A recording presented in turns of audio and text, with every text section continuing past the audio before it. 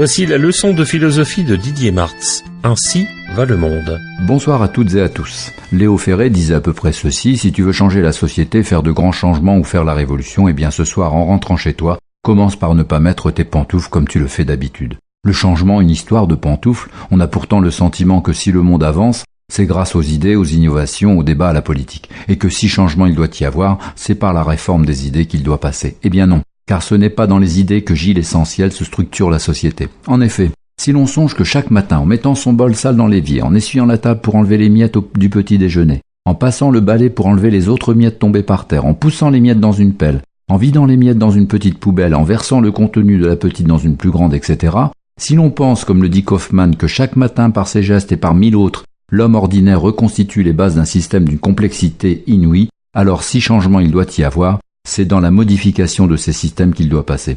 Un système d'ordre et d'agencement stable, définissant la place de chaque chose dans un ensemble clair, précis, qu'un bol se range dans un placard et qu'il ne se range que si au préalable il a été lavé, pour les uns essuyé, pour d'autres simplement séché. Un système donc aussi trivial qu'il puisse paraître, malgré sa modestie apparente, qui crée les fondements d'une civilisation et les principes qui vont commander la vie d'un individu. Chaque matin, ajoute Kaufmann dans son livre Théorie de l'action ménagère, recommence la danse de ces gestes fondateurs poussant des millions de personnes à enchaîner des mouvements dont ils n'ont guère conscience des raisons. Dans ces gestes, elles indiquent leur rapport à l'ordre et au désordre, au pur et à l'impur, au sale et au propre, leur rapport au monde. A-t-on réfléchi un instant au circuit du linge propre et du linge sale dans une maison et à toutes ces manœuvres qui permettent d'éviter qu'ils se rencontrent? La danse du propre est au plus profond du corps. Le monde est né de l'idée de propre, le premier apprentissage de l'enfant est celui de la propreté. Le geste quotidiennement refondateur de la société consiste à se laver et à ranger. Être propre, c'est être en propre, être soi,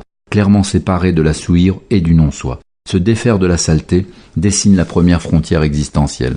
Les désaccords profonds qui ne sont pas entre droite et gauche, entre croyants et non-croyants, démocrates et républicains, occidentaux et orientaux, ils gisent dans les conceptions que l'on a du pur et de l'impur, du propre et du sale. Et il sera plus facile de faire passer un homme de gauche dans un gouvernement de droite que de demander à Blanche de modifier sa façon de faire la vaisselle.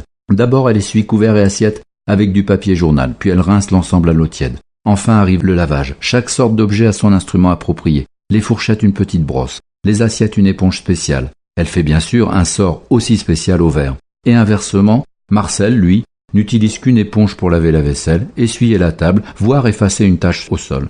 Tous deux ont conscience d'être propres, ne changeraient pas leur habitude pour un empire. Cette expérience permet à chacun d'avoir un jugement sur ce qui est propre et sale, de mettre en avant ce qu'il convient de faire. C'est la matrice des jugements futurs, comme de dire ce qui est bien et mal. Et pourtant, de voter pour le même candidat aux élections alors que tout les sépare.